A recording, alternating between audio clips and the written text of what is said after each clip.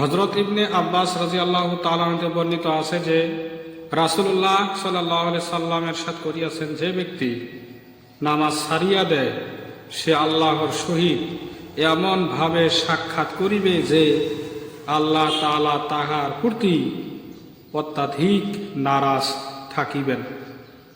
হযরত ইবনে আব্বাস রাদিয়াল্লাহু তাআলা হতে বর্ণিত আছে যে রাসূলুল্লাহ সাল্লাল্লাহু আলাইহি সাল্লাম ইরশাদ করিয়াছেন, যে ব্যক্তি নামাজ ছাড়িয়া দেয় সে আল্লাহর সহিত এমনভাবে সাক্ষাৎ করিবে যে আল্লাহ তাআলা তাহার প্রতি অত্যাধিক নারাজ থাকিবে।